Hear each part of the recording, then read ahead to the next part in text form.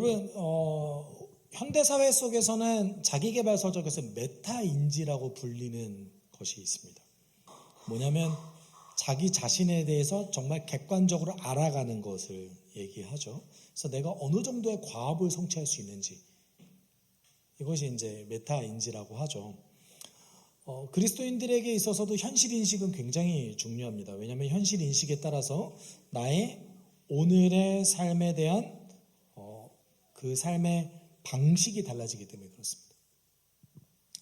오늘 본문 속에서 우리는 바울의 before, after를 볼 수 있어요.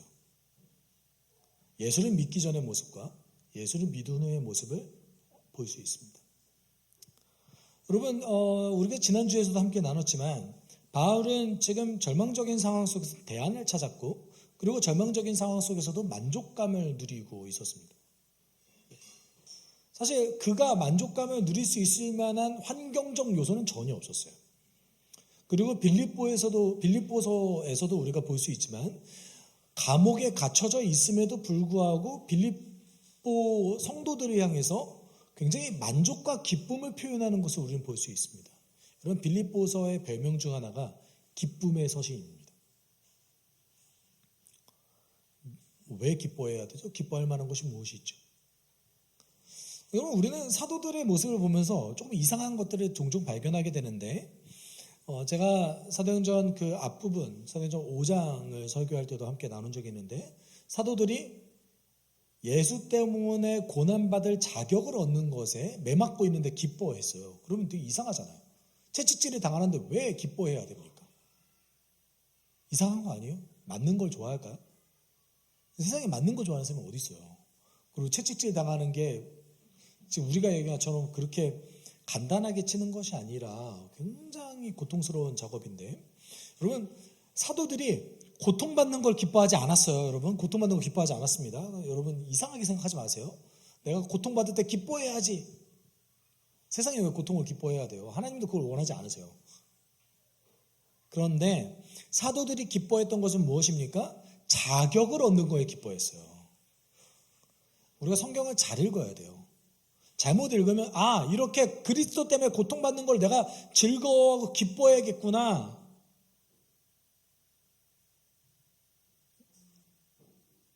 이렇게 생각해 왔죠, 그동안. 아니요, 사도들이 자격 얻는 거에 기뻐했어요.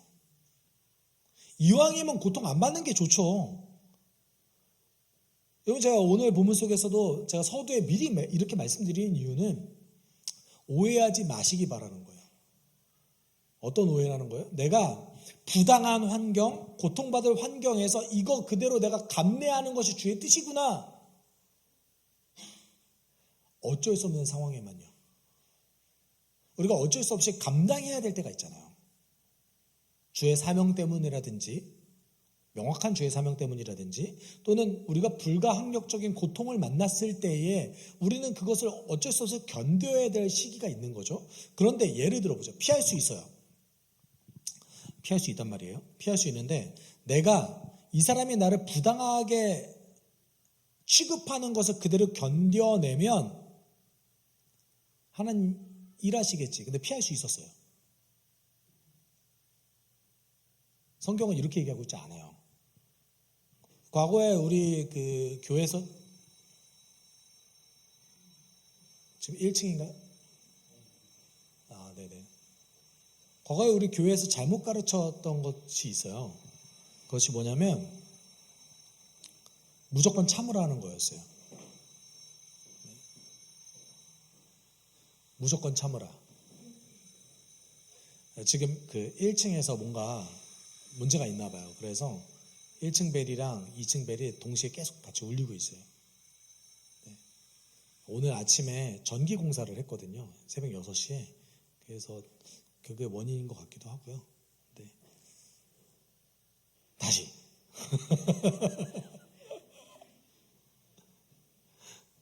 여러분, 가정폭력을 당하거나 부당한 일을 당했을 때 일단 피해야 됩니다.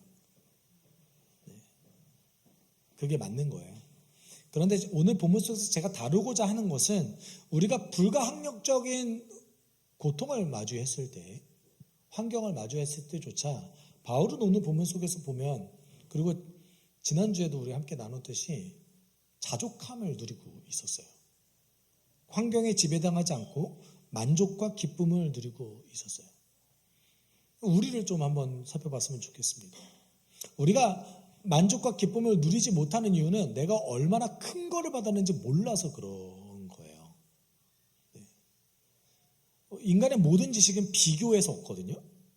그러면 우리가 하나님으로부터 받은 것과 나의 고통을 한번 비교해 보자고요. 뭐가 더 커요? 받은 게 더 크죠. 근데 우리는 항상 억울하잖아요.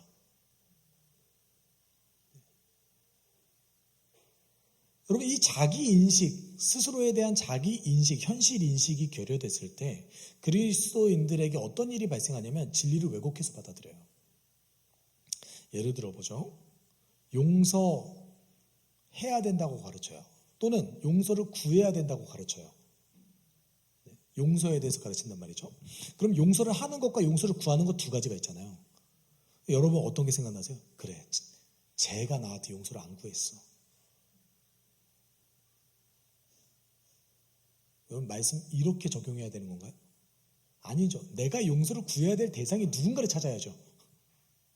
왜냐하면 그 사람을 내가 용서를 구하게 할 수 있어요? 어떻게 하실래요? 협박하시겠어요? 너 용서 구하지 않으면 내가 가만두지 않겠어. 여러분, 상대방을 여러분이 변화시킬 수 있을 것이라는 생각을 하지 마십시오. 내가 할 수 있는 유일한 요인은 뭡니까? 나예요, 나. 성경은 오로지 모든 말씀 나에게 적용하고 있어요. 그런데 나에 대한 현실 인식이 제대로 부족하면 나에게 적용하지 않고 남에게 적용하기 시작하죠. 쟤는 왜 저럴까? 예수께서 우리에게 뭐라고 말씀하셨죠? 네 안에 들보를 보지 못한 제 티끌을 비판하는구나. 이렇게 말씀하셨죠. 여러분, 그만큼 그리스도인에게도 현실인식이 매우 중요합니다. 동시에 예수를 믿는 과정 가운데, 회심하는 과정 가운데서도 내가 어떤 존재인가를 받아들이고 있는 것, 이것이 사실 처음 중요한 요소입니다. 오늘 우리 본문을 살펴보면서 바울의 현실인식을 좀 나눠볼 거예요. 그리고 우리가 좀 대안을 찾아봅시다. 나는 왜 알고 있어요? 알고 있는데 여러분 다 들었던 말씀이시잖아요. 그렇죠? 근데 왜 적용이 잘 안 되는가? 이것도 좀 한번 살펴보죠. 여러분, 바울은 억울하게 고발당했을 때 그 상황의 최선의 결과는, 바울이 여러분 고발당했잖아요. 바울 입장에서 최선의 결과는 뭡니까? 석방되는 거예요. 그렇죠? 무죄 석방되는 게 바울의 입장에서는 최선의 결과입니다. 그리고 바울은 그것을 위해서 분명하게 노력했습니다. 그런데 잘 되지 않았어요. 벨릭스 총독에 의해서 아무런 죄가 없이 2년이라는 시간을 구금당한 다음에 그 다음에 바울이 했던 행동은 아무것도 할 수 없는 거였어요. 뭐 재판이 다시 열리지 않고 가둬두고 있는데 바울이 할 수 있는 게 뭐가 있습니까? 그리고 총독이 교체됐습니다. 근데 이제 새롭게 온 총독인 이 베스도 총독은 바울의 문제를 적극적으로 해결하려고 했던 것 같아요. 그래서 다시 한번 재판을 열려고 하는데 바울이 그것을 거절했습니다.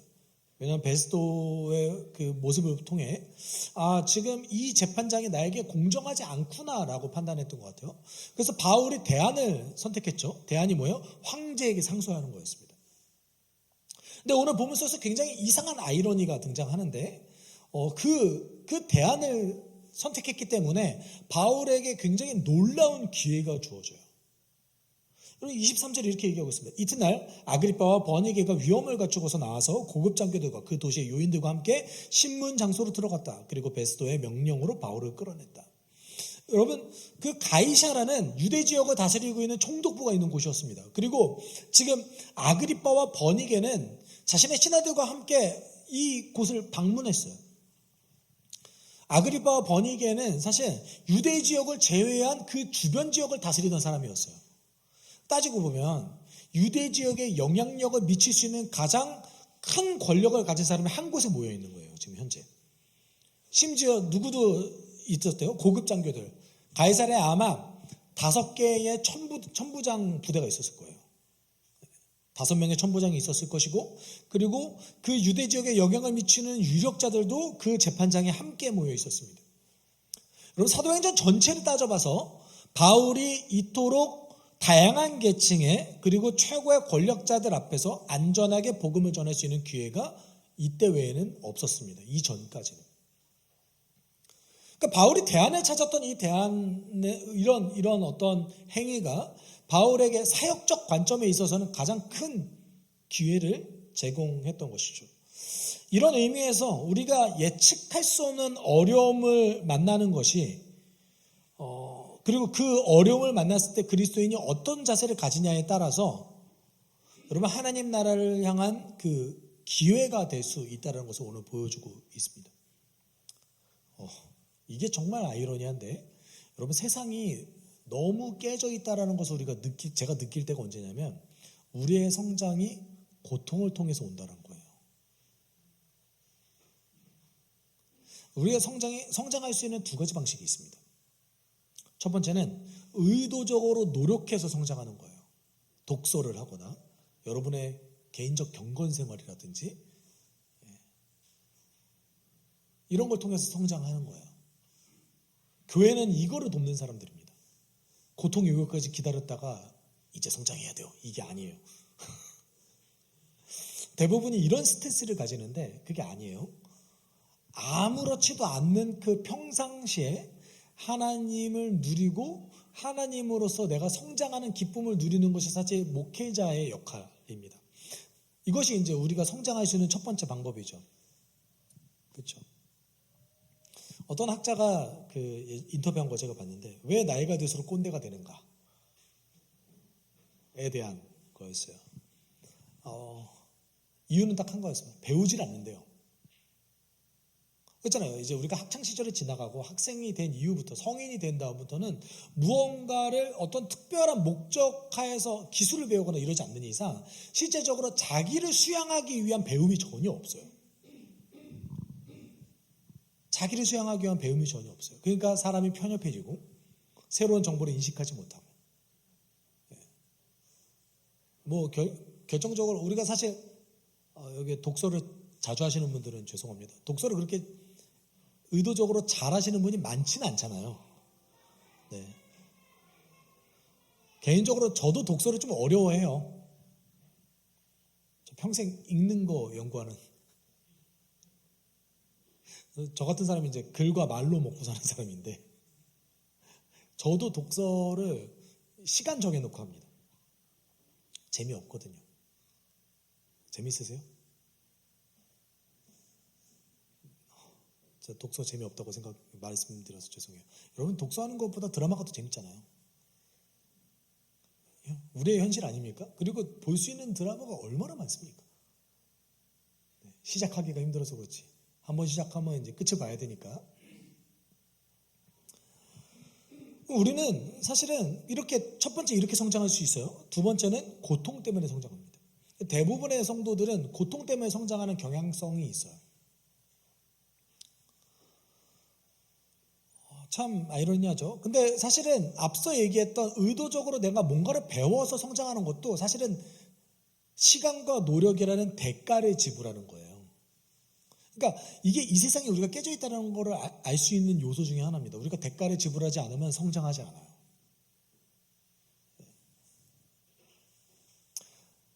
이게 아이러니한 거죠.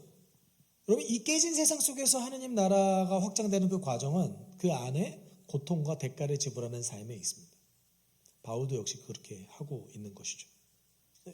아이러니하게 바울에게 굉장히 큰 어려움은 기독교 역사의 가장 위대한 사역의 결정물이기도 했습니다. 근데 굉장히 여러분 여기에서 굉장히 베스도의 판단이 놀라운데 베스도가 25절에 이렇게 얘기합니다. 그러나 나는 그가 사형받을 만한 아무런 일도 하지 않았다고 판단하였습니다. 그런데 그는 스스로 황제께 상소하였으므로 나는 그를 보내기로 작정하였습니다. 이게 굉장히 놀라운 일인데 왜 이렇게 얘기하는 게 놀랍냐면 바울이 아마 황제께 상소하지 않았으면 석방됐을 거예요. 지금 베스도가 얘기하는 건 뭐냐면 바울이 황제에게 상소했기 때문에 내가 지금 재판을 계속 이어가고 있는 겁니다. 유대인들이 바울을 사형에 처하라고 얘기했지만 저는 그것을 발견하지 못했어요. 베스도의 관점에서 봤을 때는 굳이 로마 시민권자를 억류할 이유가 없었던 것이죠. 자신이 어떤 손해를 봐가면서 아마 석방됐을 거예요. 그러면 바울이 찾은 대안은 괜히 찾은 거 아닙니까? 가만히 있었으면 석방될 수 있을 확률이 되게 높았을 텐데. 그렇죠? 저 처음에 사도행전을 읽었을 때 이렇게 생각했어요. 왜 굳이 상소해가지고? 저와 같이 생각하신 분 없으십니까? 네. 네. 제가 이상한가 봐요. 네. 26절, 27절에도 이렇게 얘기하고 있어요. 나는 그와 관계되어 있는 일을 황제께서 올릴 만한 확실한 자료가 없으므로 여기서 그를 신문에서 내가 써올릴 자료를 얻을까 하는 생각으로 그를 여러분 앞에 특히 아그리파 임금 앞에 끌어다가 세웠습니다. 죄수를 보내면서 그의 죄목도 제시하지 않는다는 것은 이치에 맞지 않는 일이라고 생각합니다. 바울 석방됐을 거예요. 지금 베스터가 뭐라고 생각하는 거예요? 아니 무슨 2년 동안 재판을 끌었는데 자료가 하나도 없어. 증거와 증인이 어디 있는 거야? 죄목이 없다고? 이거 간접적으로 유대인을 비판한 거랑 마찬가지죠. 아니 이렇게 불합리한 일이 어떻게 일어날 수 있어? 이건 굉장히 있을 수 없는 일이야 라는 표현입니다. 여러분 이치에 맞지 않는다라는 이 헬라어 단어는 있을 수 없는 일이 벌어졌을 때 또는 굉장히 불합리한 일이 벌어졌을 때 사용하는 단어예요. 베스토가 그렇게 생각했다는 거예요. 그럼 만약에 바울이 석방됐다면 어땠을까요? 암살당했을 거예요. 여러분 이 직전에 있었던 총독 벨릭스가 암살당했어요. 여러분 총독도 암살을 당하는데 바울이라고 배길 수 있습니까? 석방되자마자 암살당했을 겁니다. 이것은 어떤 의미에서 보면은 하나님의 보호하심 중에 하나였던 거예요. 그 두 번째는 이런 기회를 얻지 못했을 거예요. 유대 전 지역을 총괄하는 사람들 앞에서 바울은 두 가지를 인정받은 거랑 마찬가지입니다. 총독에게 공식적으로 하나를 인정받았는데 그게 뭐예요? 바울이 위험하지 않다. 바울이 유대인들이 주장하는 것처럼 이 지역에 소란을 일으키는 사람이 아니다. 기독교는 위험한 종교가 아니다라는 것을 인정받은 거예요. 그 두 번째는 이 재판을 통해서 여러분 지금 아직 로마 정부가 공식적으로 기독교를 박해하지 않았을 때입니다. 여러분 이게 정말 아이러니한데 로마 정부가 기독교를 박해했던 이유는 위험하지 않아서였어요. 역사적으로 이런 일이 너무 많이 벌어졌는데 일본의 관동 대지진이 일어났을 때가 있죠. 관동 대지진이 일어났을 때 한국이 일제 치하에 있을 때였죠. 그때 조선인들이 굉장히 많이 학살당했습니다. 이유는 뭐였습니까? 힘이 없어서였어요. 얘네들이 이 굉장히 혼란스러운 상황을 힘이 없는 사람들을 박해함으로써 그 사람들에게 화살을 돌리게 만드는 것이죠. 네. 이것이 예전부터 있었던 그 권력자들이 사용했던 방식이었는데 아이러니하게 교회는 굉장히 무해하기 때문에 박해를 받았던 종교였어요. 네로가 그것을 선택했죠. 어쨌든 바울은 두 가지 성과를 얻어냈습니다. 위험하지 않다. 그리고 확실하게 복음을 전할 수 있는 기회를 얻었습니다. 그러면서 이제 바울이 헤롯 아그리파 2세에게 이제 자신을 변론하기 시작합니다. 근데 이 변론하기 시작할 때 여러분 바울이 계속해서 강조하는 것은 여기 여러분 자세히 보시면 아시겠지만 우리라는 단어가 많이 등장합니다. 우리라는 단어가 많이 등장해요.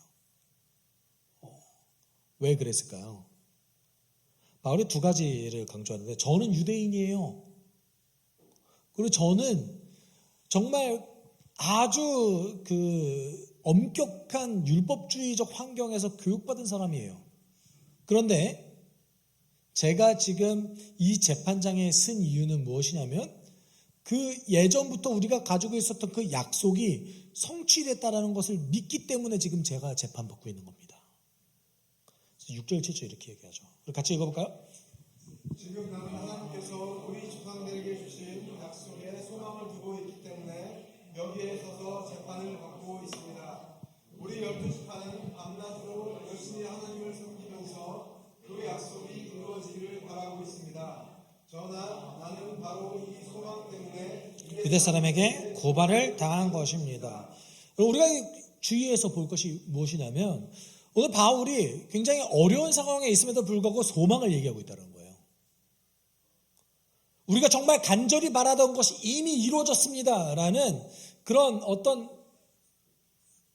개인적인 고백을 하고 있습니다. 이것이 오늘 바울이 현재 가지고 있는 현재 자신에 대한 인식인 것이죠.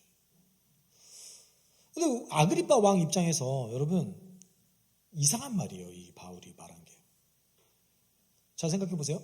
제가 지금 우리 조상들이 예전부터 가지고 있었던 정말 간절히 받아던 그 소망 때문에 재판받고 있습니다 라고 얘기하는데 여러분 잘 생각해 보세요. 아그리파 왕 입장에서는 아니 그 소망이 성취되는데 유대인들이 왜 거절해? 이렇게 생각할 수 있잖아요. 정말 이게 정말이라고? 그게 성취됐다고? 근데 왜 거절해? 바울이 그걸 설명하기 시작해요. 이제부터. 그 결정적인 질문이 뭐였냐면 8절입니다. 여러분은 어찌하여 하나님께서 죽은 사람들을 살리신다는 것을 믿을 수 없는 일로 여기십니까? 바울이 지금 얘기하고 있는 것은 뭐냐면 부활에 대한 관점의 차이가 지금 내가 핍박받는 이유입니다 라고 얘기하고 있는 겁니다. 여러분 현재도 마찬가지입니다. 현재도 부활 논쟁이 있는 거 아시죠? 모르시면 어쩔 수 없죠. 네. 과거에는 부활에 대한 논쟁이 크리스찬과 크리스찬이 아닌 사람들 사이의 논쟁이었습니다. 이게 이제 교회로 왔어요. 교회 안에 부활을 안 믿는 사람 굉장히 많습니다. 제가 굉장히 놀라운 사실은 뭐냐면 하나님이 세상을 창조하셨다는 거는 믿는데 어떻게 부활 안 믿지? 라는 생각을 할 때가 좀 있습니다. 신이 있다라는 거를 믿는데 부활을 안 믿어요. 생각보다 많다라는 거 굉장히 놀라운 사람입니다. 여러분 슈바이처 아세요? 슈바이처 박사? 네, 슈바이처 박사가 그 박사학위가 4개 있는 거 아세요? 의학 박사이기도 하죠. 굉장히 훌륭한 의사이기도 했지만 성교사이기도 했죠. 신학 박사도 있었어요. 그 사람은 신학 박사이면서 목사이기도 했습니다. 루터교 목사였어요. 부활을 안 믿는 것이 그의 신앙이었습니다. 그의 박사 논문은 부활을 역사적으로 거절하는 거였습니다. 여러분 교회 다니는 사람 다 성경 믿는구나 라고 생각하시면 안 그런 분도 있다는 거예요. 여러분 이게 부활에 대한 것이 현재 오늘날에도 굉장히 큰 문제, 논쟁으로 작용하는데 그 이유는 무엇이냐면 역사적으로 예수가 있었다. 예수가 로마 정부로부터 십자가형을 받아서 처형당했다까지는 부정하는 사람이 없어요. 여기까지는 다 인정해요. 왜냐하면 역사적 기록이 너무 많거든요. 부활서부터가 문제가 생겨요. 왜냐하면 부활에 대한 역사적 기록이 기독교인의 기록과 기독교인이 아닌 사람의 기록이 아주 철저하게 나눠졌기 때문에 그렇습니다. 유대인들도 부활에 대해서 기록을 남겼어요. 예수의 부활에 대해서 기록을 남겼어요. 어떻게 해요? 사기쳤다. 마태복음 뒷부분에 보면 빈무덤이었다는 것을 강조하잖아요. 그 이유가 뭐예요? 부활이 진짜 있었다는 것을 알려주기 위해서 기록해 놓은 거예요. 그때도 유대인들이 예수가 정말 부활했다고 야 사기치지 마. 이런 논쟁이 있었던 거예요. 오늘 본문도 바울이 그걸 얘기하는 거예요. 부활 때문에 부활에 대한 사상 때문에 내가 지금 이 재판을 받고 있습니다. 왜 그럴까요? 여러분 유대인들도 부활 믿었어요. 부활이 있다라는 걸 믿었어요. 근데 우리와 달랐어요. 우리는 부활이 무엇입니까? 시작이에요. 예수 그리스도의 부활은 하나님 나라의 시작입니다. 그런데요, 유대인들은 어떻게 생각했어요? 끝이라고 생각했어요. 부활은 끝에 있는 거다. 그리고 부활은 누가 하는 거냐면 민족을 위해서 목숨을 바쳤던 사람, 율법을 위해서 목숨을 바쳤던 그 의인들이 부활할 것이다. 이렇게 생각했던 거예요. 심지어 여러분 오늘 본문 속에서 뭐라고 얘기합니까? 바울조차 나도 그런 사람이었어요 라고 얘기해요. 사실 나도 한때는 나사렛 예수의 이름을 반대하는 데에 할 수 있는 온갖 일을 다 해야 된다고 생각했습니다. 나도 예수의 부활을 믿지 않았습니다. 우리 한번 살펴봅시다. 제가 오늘 본문 속 오늘 다루고 싶었던 건 뭐냐면 우리의 현실 인식이에요. 그런데 두 가지로 나눌 수 있는데 복음을 받아들이지 않는 자들의 현실 인식은 무엇입니까? 자신이 어떤 존재인지 모르는 거예요. 이 유대인들이 예수의 부활을 왜 받아들이지 못했습니까? 내가 진리를 이미 알고 있다고 생각하고 있어요. 내가 이미 충분히 너무나 잘 진리를 알고 있다. 내가 아는 진리가 맞을 것이다. 여러분 진리는 소유하는 게 아닙니다. 저도 진리를 잘 알고 있을까? 잘 모르겠어요. 오늘 하루 더 알아가고 더 깊어지는 것뿐이 없어요. 감히 인간이 하나님에 대해서 알아봤자 얼마나 합니까? 이게 우리의 현실 인식이어야지만 돼요. 복음을 받아들이지 않는 사람들은 특별히 오늘 유대인들 가운데서 복음을 받아들이지 않는 이유는 무엇입니까? 그거 아닐 거야.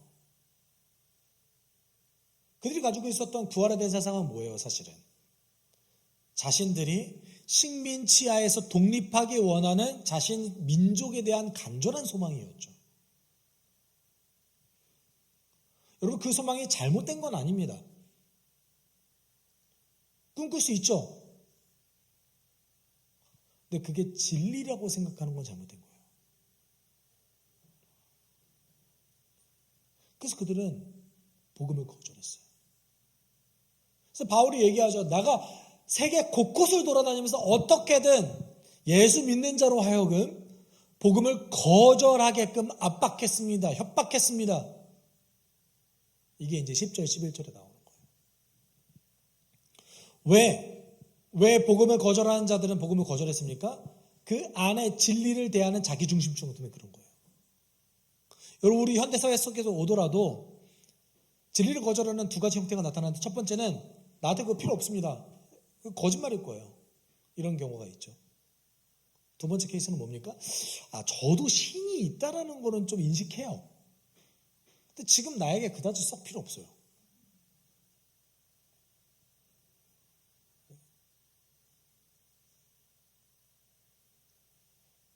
그러지 않습니까?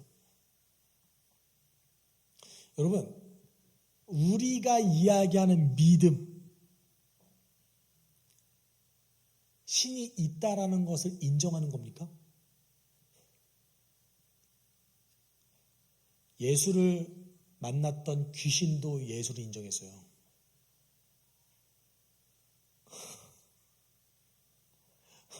잘 생각해 보세요. 사단도 예수가 하나님의 아들이라는 거 인정했어요.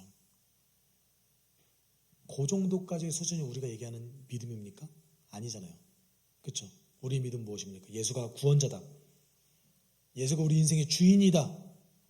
이게 우리 믿음이죠. 여러분 그리스도인들 중에서는 이 땅의 주인이 하나님이시다. 예수께서 우리의 구원자시다라는 것을 부정하는 사람은 없습니다. 그렇죠? 복음을 받아들이지 않는 사람들은 이것을 거절하고 자신에 대한 현실인식이 없는 거죠. 자신의 절망적인 상태를 모르죠. 근데 그렇다면 여러분 이것을 우리에게 초점을 좀 바꿔서 우리의 현실인식은 어떻습니까? 여러분 우리에게 나타나야 되는 현실인식은 사실은 두 가지예요. 나에 대한 것, 하나님에 대한 것. 나에 대한 것은 무엇이고 여러분은 스스로 한번 아주 깊이 있게 묵상해 보세요. 너무 사랑스러우시던가요?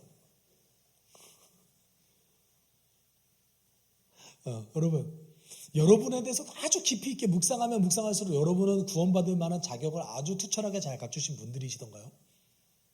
만약에 그렇다면 여러분 회개하고 기도하셔야 되는데.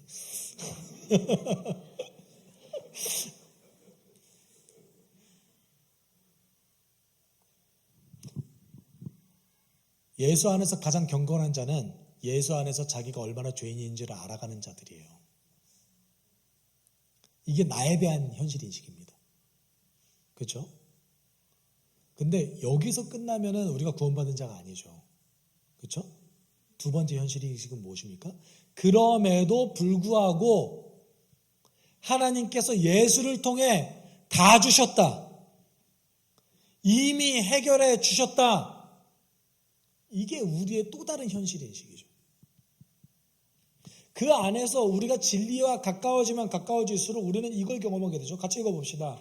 하느님의 말씀은 살아있고 힘이 있어서 어떤 양날 칼보다도 더 날카롭습니다. 그래서 사람 속을 꿰뚫어 혼과 영을 갈라내고 관절과 골수를 갈라놓기까지 하며 마음의 품은 생각과 의도를 밝혀냅니다. 여러분, 경건한 그리스도인은 하나님의 말씀을 통해서 자신의 생각과 마음을 더 잘 알아가는 자들입니다. 양날칼이라는 이 말이, 양날의 검이라는 표현이 여러분 보통 어떻게 쓰입니까? 적을 향해서 쓰이잖아요. 그 다음에 동시에 누구를 칩니까? 나를 칠 수도 있는 거예요. 양날의 검이라는 것이 보통 그렇게 쓰이잖아요. 성경에서 이 말씀이 검이라고 표현된 곳이 단 2번 등장하는데 오늘 본문과 에베소서에서 한 번 더 등장합니다. 여러분 언제 등장할까요? 전신갑주 얘기할 때 등장해요. 성령의 검 곧 말씀. 하나님의 말씀 원래 사단의 괴계를 물리칠 때 사용합니다. 하나님의 말씀을 통해서 사단의 유혹을 물리치는 거죠. 동시에 나를 찔르는 거예요. 내가 어떤 존재인지 알 수 있게 알려주는 겁니다. 그래서 말씀을 알아가면 알아갈수록 내가 어떤 생각을 하고 어떻게 판단하는 것에 대한 근거를 알 수 있게 되는 거예요. 내가 왜 이렇게 욕망에 사로잡혀 살아가고 있는가? 나는 왜 만족이 없는가? 기쁨이 없는가? 말씀을 통해서 알아가는 거죠. 원인을 찾는 거죠. 우리는 이 현실 인식이 사실은 부족할 때가 많습니다. 스스로에 대해서도 하나님에 대해서도. 그러면 이렇게 생각할 때 많죠. 왜 나에게만 이런 일이 벌어지지? 그런 생각 안 해보셨어요? 왜 나에게만? 그렇죠. 여러분이 겪고 있는 상황, 구체적인 상황은 여러분만 경험하는 거예요. 그렇죠. 비슷한 사람이 있을 수 있겠으나 동일한 사람은 거의 없죠.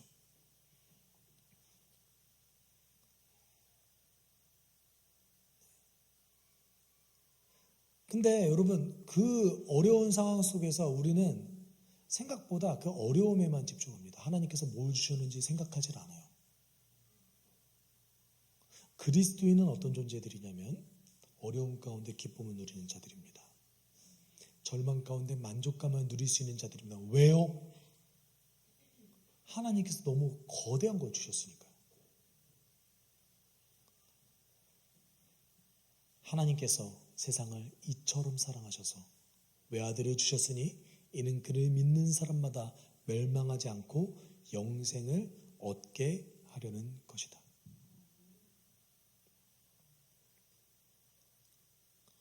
이거 잊어버리면 우리 가운데 불만족이 가득합니다. 여러분 때때로 억울하죠. 어려움이 있죠.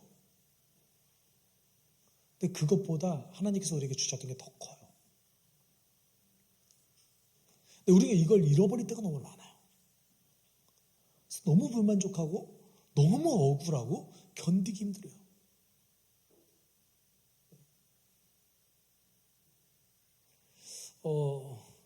잠깐 제 얘기를 하자면 저는 감정보다는 의지에 따라서 잘 움직이는 사람이에요. 감정이 별로 안 좋아도 해야 될 일은 해요. 특히 이제 사역에 관련된 거면 이 말은 다른 얘기라면 이 사람이 아무리 싫어도 전 신방 가요.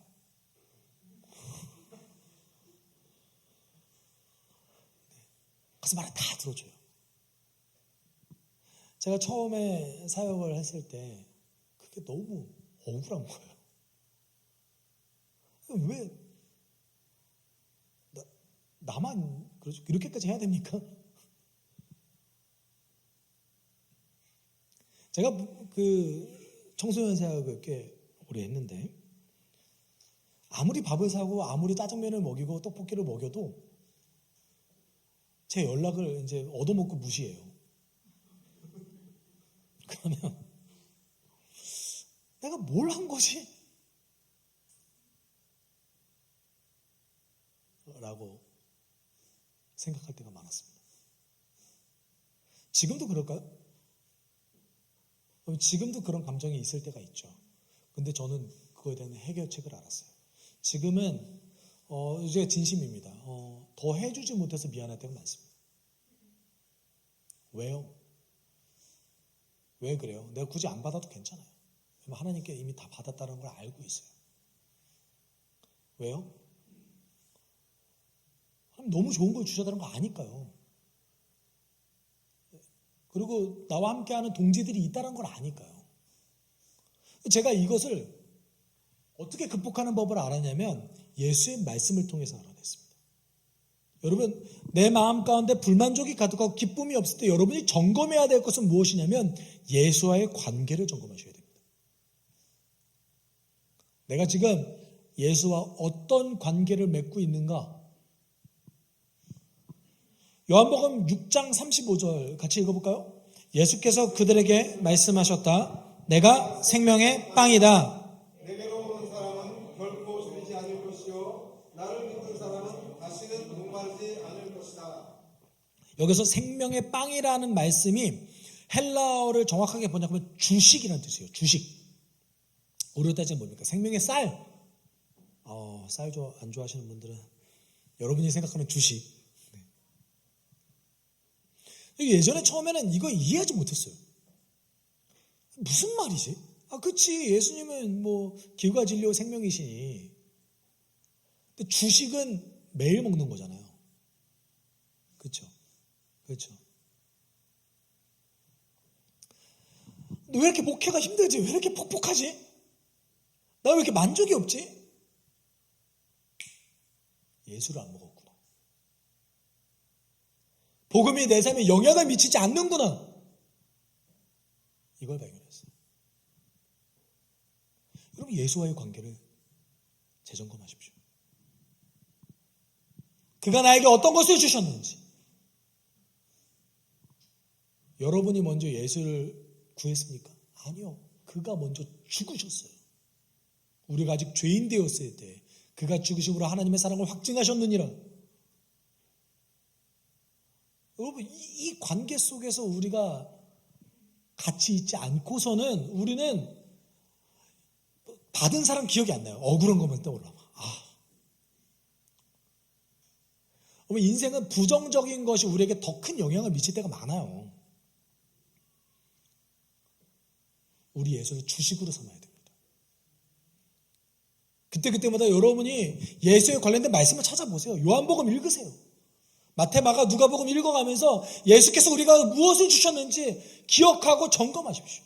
예수를 믿는 자들이 어떻게 살았는지 서신서를 읽어내면서 기억하십시오. 그것이 우리가 오늘 내가 만족하지 못하고 기쁨을 누리지 못하는 우리를 향한 적용입니다. 전 그랬으면 좋겠어요. 예수가 여러분의 주식이길 바랍니다. 여러분, 우리 같이 함께 찬양했으면 좋겠어요. 너무 유명한 찬양인데 왜 나만 겪는 고난이라고. 함께 찬양했으면 좋겠어요.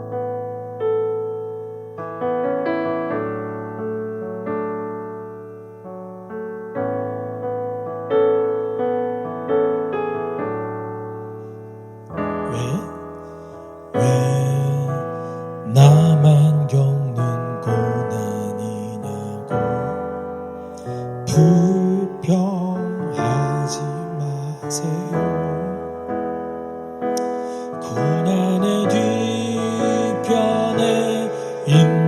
주님이 주신 축복 미리 보면서 감사하세요. 너무 견디기 힘든 지금 이 순간에도 주님이 일하고 계시잖아요. 남들은 지쳐 있을지라도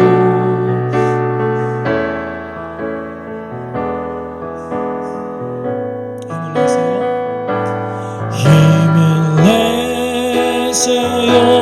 힘을 내세요.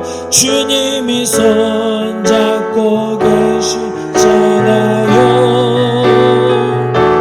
주님이 나와 함께함을 믿는다면 어떤 역경도 이길 수 있잖아요. 왜 이런 슬픔? 왜 이런 슬픔 찾아왔는지 원망하지 마세요. 당신이 입은 것보다 주님께 받은 은혜 더욱 많음에 감사하세요. 너무 견디기 힘든 지금 이 순간에도 주님이 일하고 계시잖아요. 남들은 지쳐 앉아 있을지라도 당신만은 일어서세요. 힘을 내세요. 힘을 내세요. 주님이 손잡고 계시잖아요. 주님이 나와 함께함을 믿는다면 어떤 역경도 이길 수 있잖아요. 힘을 내세요. 힘을 내세요. 힘을 내세요. 주님이 손잡고 계시잖아요. 주님이 나와 함께함을 믿는다면 어떤 고난도 견딜 수 있잖아요. 우리 함께 기도했으면 좋겠습니다. 여러분, 개인적으로 목사로서 여러분의 어떤 어려움이 있을 때 제가 해줄 수 있는 것이 없습니다. 제가 유일하게 여러분들에게 할 수 있는 조언 하나는 예수께서 여러분에게 이미 다 주셨다라는 사실밖에 없습니다. 우리는 이 현실 위에 서게 됩니다. 예수께서 우리에게 말씀하셨습니다. 내가 세상을 이겼노라. 여러분, 저는 그동안 원망했습니다. 저는 그동안 불평했습니다. 왜 나에게만 이런 일이 일어나는지 잘 모른다고 하나님 원망할 때가 많았습니다. 하나님, 지금 이 순간에 다시 회개하고 나아가오니 날 인도해 주십시오. 예수가 나를 살렸다는 그 사실 앞에 무릎 꿇게 하여 주십시오. 인정하게 하여 주십시오. 내가 나의 고통보다 이미 더 큰 것을 받았다는 사실을 기억하게 하여 주십시오. 함께 기도하도록 하겠습니다. 사랑 많으신 하나님,